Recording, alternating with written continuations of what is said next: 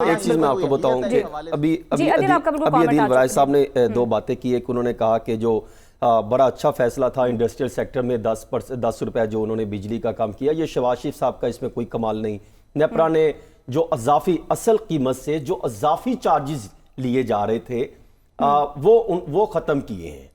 तो मेहरबानी करके जो आवाम से अजाफी चार्जेस जो लिए जा रहे, असल कीमत बिजली से ज्यादा अजाफी जो लिए जा रहे वो अगर ये वापस कर ले तो मेहरबानी है। जरा अदील वराय साहब इनकी भी फिर तारीफ करेंगे कि इन्होंने बहुत अच्छा काम किया, इसकी तरफ भी थोड़ा सा ध्यान करें कि अवाम से जो बिजली के टैक्सेस अदील वराय साहब का या मेरा और आपका बिजली का घर आता, बिजली का बिल आता है, उसमें असल कीमत के बाद अजाफी टैक्सेस लगाए गए हैं। ये अजाफी 10 रुपए उनका काम किया है और इसमें 240 अरब रुपए जो हुकूमत के पास जाएंगे। सिर्फ एक दो बंदे मिले जाके उन्होंने कहा कम कुम कर दो और बाकी बरामदाद और बाकी चीजों पे जो पैसे लागे। दूसरा जो बात हो रही थी कि माजी की हुकूमत के और आज के दादो शुमार, मैं ज्यादा डिटेल में तो नहीं जाता। ये डॉक्यूमेंट्स, हर चीज डॉक्यूमेंट्स पढ़ी है, पढ़ने के लिए आपको आधा घंटा चाहिए। हर चीज मैं कहता हूं दूध का दूध और पानी का पानी क्लियर कर देते हैं। डॉलर 2022 में जब इमरान खान की हुकूमत गई थी 184 पे था, आज 287 288 पर स्टैंड करता है। जो महंगाई थी 12.7 पर थी, 38 से कम होके किसी हद तक जो है अभी भी 12.7 तक स्टैंड नहीं की। जबरदस्ती ये दावे कर रहे हैं 11% पर आ गई। पेट्रोल 150 से 273 तक पहुंचा। बिजली 9 रुपए 50 पैसे से बढ़ के 27.14 तक जा पहुंची। फिर आगे आ जाइए, गैस 350% तक इजाफा हुआ। फिर मैं आपके सामने एक और इदादो शुमार रखता हूं जिसको रिजेक्ट नहीं किया जा सकता। देखिए डॉक्यूमेंट से बताते हैं कि इसहाक डार साहब की हुकूमत में सबसे ज्यादा गुज़श्ता 5-6 सालों में सबसे ज्यादा खसारे का बजट था।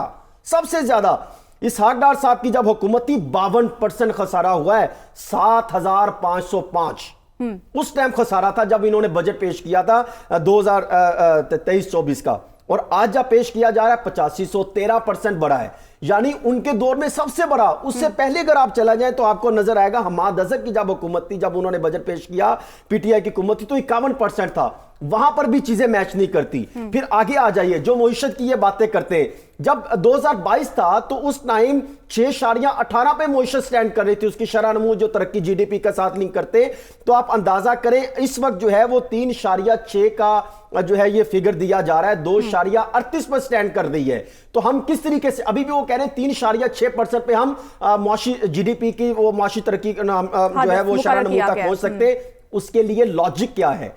लॉजिक ये है, हकाइक ये है कि कब हम पूरा कर सकते हैं। अवाम को तो समझना चाहिए कैसे पूरा होगा ये? उस वक्त पूरा कर सकते हैं 4 चीजें। जब आपकी सरमायाकारी आएगी, नंबर एक मिनट सर मैं बात पूरी कर लूं। दूसरी चीज, इंटरनली जो पाकिस्तान में जिनके पास सरमाया है, सरमायाकार लोग पाकिस्तान में मौजूद हैं, उनके लिए माहौल उनको मिलेगा। तीसरा, सियासी इस्तेहकाम आएगा। ये तमाम चीजें आपस में लिंक करती है। फिर आपके पास एक लॉन्ग टर्म प्लान होगा मईशत को संभाला देने का। तो अभी तो हमें कोई चीज नजर नहीं आ रही। फिर आगे सनती तरक्की 7.01 पे थी 2022 में, आज 4.4 ये दावा कर रहे हैं, 1.21 पर खड़ी है। हदफ हमारा 4.4 था। और ज़राअत की जो दावा कर रहे हैं उस टाइम से अच्छा। फिर मुझे ये समझ नहीं आती कि ये इदादो शुमार का ऐसा गोरख धंधा घुमाते हैं कि मुवाजना करते उस वक्त दौरे हुकूमत का जब मुश्किलात थी, और अपने ही, और हैरत की बात है, अपने ही पीडीएम के दौरे हुकूमत का अपने ही 1 साल के साथ मुवाजना करते। तो ये जो पीडीएम के बाद जो निगरान हुकूमत बनी थी, इसमें क्या इनके बंदे मौजूद नहीं थे? ये तो उसी का तसलसल था। जब ये बने तो उस टाइम क्या था, चीमा साहब भी फेडरल हुकूमत में मौजूद थे, पहले भी मौजूद थे, अब भी मौजूद थे। तो उस टाइम भी हालात तो वही थे। इसी तरह बाकी लोग भी कुछ चेहरे आपको नजर आएंगे। तो कहने का मकसद ये है कि हालात इन्हीं के पास थे, इन्होंने बेहतरी करने के दावे करने थे। आज ये गागेगी की बात ना करें, आज अशराफिया को ना नवाजें, ऑफिसर्स की तनख्वाहें ना बढ़ाएं, कारकर्दगी बेस, परफॉर्मेंस बेस हालात को आगे लेके चले।